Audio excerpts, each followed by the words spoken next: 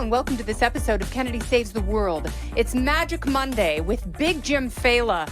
And I know it's President's Day, but we are committed to you and this country. And so we are here on a Monday to talk about presidents. So, Jim, first of all, happy Monday, happy President's Day. Happy President's Day, although, no work, no responsibilities.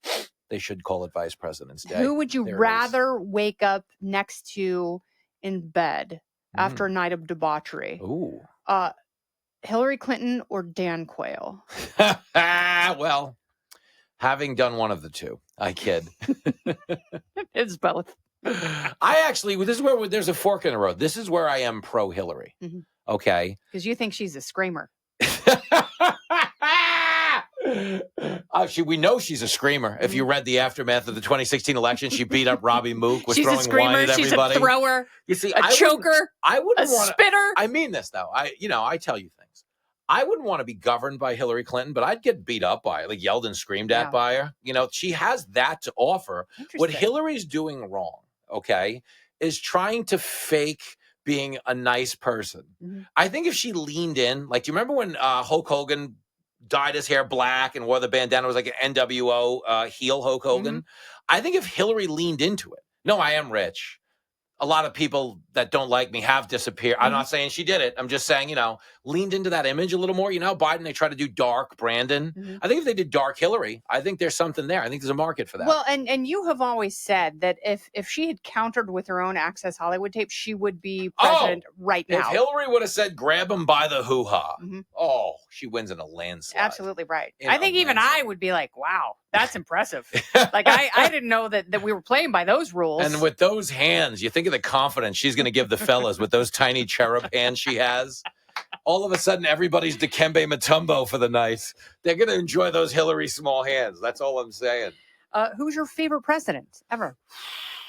Obviously, Abraham Lincoln, because I named the Link Man after him. Mm-hmm. I'd say second is Dick Cheney. I kid. One shot at the Perino clan. We know. George Bush loves you. We love George Bush. He's affable and funny.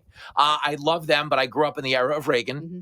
And Reagan was my first president, meaning the guy you were emotionally invested in. Yep. Of age. So it's always Reagan for me. Yeah, I love Reagan. I cried when he left office. Mm-hmm. I've told the story many times on the podcast, but I stayed up all night standing up in order to pay respect to his flag-draped coffin at the Reagan Library when he passed away. Is that true? Yes, that is true. And got a card to commemorate it. A thank you from First Lady Nancy Reagan. Uh-huh. It was very beautiful and very meaningful. I also love Calvin Coolidge and my sexy boyfriend, Ulysses S. Grant. Also a West Pointer. Is that true? Mm-hmm. A lot of people don't know he was related to Horace Grant on the Bulls. Yes. Because Horace wore the goggles. Mask. Exactly right. And you couldn't tell. Yeah. But Ulysses, also an underrated NBA player, from what I've read. His hook shot was... he could get it done. Only outhooked by Kareem. But presidents who, for real, instill a national pride, who have the ability to do that. Like Obama's presidency, for instance, didn't make people proud to be American because so much of it was spent bashing America. But I think apologizing for America, and for things we had done in the past to achieve the status we had. Yeah, they denigrated the country and its greatness. And again, I'm not saying that to be political. I'm saying that to be patriotic. It's the presidents that actually invest in American greatness and sell that to the people and reinforce the belief that it is okay to have ambition, because that's what this country is really built on, for all the things they say it's built on. Every sin this country has committed, we've done more to atone for it than any other country out there. So when I think of President's Day, I think of the era I was raised in, where it was cool to say America's cool. As opposed, and it's still cool, to be clear. It's just punk rock. Mm-hmm. It's punk rock. Absolutely. Cool. And that's why, and this is what I love, you have a teenage boy. That's why the only way of rebelling as a teenage boy is to be conservative. Oh, yeah. You couldn't be anything else right now. And yeah, you matter, though, if you're a conservative. And that's not where this started for Lincoln. I just named him Lincoln because he was going to be going to school publicly on the Upper West Side of Manhattan. And I didn't want him getting beat up by the black kids. I was like, who's going to get mad at Lincoln? You know what I mean?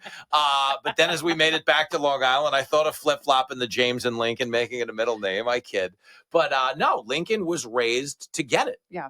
And I genuinely feel for people who aren't in on the joke. Like, as bad as the country does feel right now, we're still the best. Amen. Why do you think people are killing themselves to get here? And borrowing thousands of dollars from friends and family to send their children alone through the Darien Gap, through the desert in order to get to America. It matters. It's not because it sucks. It's because it's the only meritocracy left. This is the party that everyone wants to go to. I mean, they're trying to destroy the meritocracy. They are hard.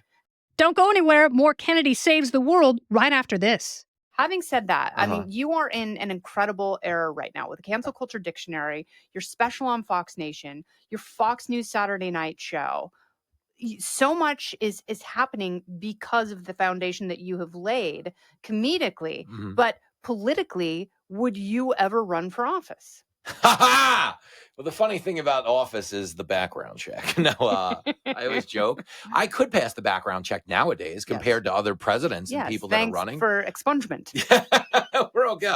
Some well-placed envelopes. I am Sicilian. I know how to handle this stuff, to make stuff go away. I would honestly, I say this all the time to Jenny, I would love to run for public office because I think what the country needs more than anything is a really good communicator. But that's something you could do too, obviously, because we communicate well and there is an authenticity to us, to whatever people think of our politics. You can't fake what these things are. We're trapped in these vessels. I think that's part of what bonds us is the reality that we're both a little off in the best way. And there's this thing is just what it becomes. When people go to your parties, they need to be prepared to meet whoever you met in the hour leading up to one of your parties because they're going to be at your party, but that's something unique to you. I meet people and they feel like they've already been to my party, but I don't necessarily bring them. No, you bring them. You know what I mean? That's a thing. And, people badmouth getting body lice from a cashier at a Vons gas station, but there are upsides. And that's America right there. Sharing is caring. Also known as crabs. Well, happy President's Day, Jim. Amen to President America. Failla. You stop it. If people can finally figure out how to say your last name. Failla. Well, you want to know what happens? Yeah, Failla. How's Jimmy? No, I get this all the time. How's Jimmy Failla? I don't know. You know what's the greatest thing? And they also say Phelan. You know what's the best part about it? Is other Fox anchors who got my name right for years will hear someone mispronounce it and go oh, am I doing it wrong? I've been saying it wrong? I said Failla. And that happened to Hannity lately. It happened to Hannity once because he saw me on Waters the night before, I assure you. Because Hannity's Jimmy Failla. Hey, Jimmy Failla. I'm talking to Jimmy Failla. And Sean has a very exact way of doing things. I was on Waters one night and he regressed. Waters was on a hot streak. He'd gone a year and a half without mispronouncing my name. Just drove it off the rails. No survivors. It was Failla or something like that. And the next night, I actually heard Hannity slightly mispronounce my name. And I'm I guarantee you he saw Waters because it was the last break before his show. Yeah, I've done that so many times. Yeah, no, I get it. It's I was talking to Chris. Who's Chris? The tall security guard. I thought that was Anthony. And I'm have I been saying it wrong for 12 years? And then you punt on what you knew to be true. Yes. Unbelievable. And then I just go back to calling him governor. Yeah, a lot of chiefs, a lot of bros. There he is.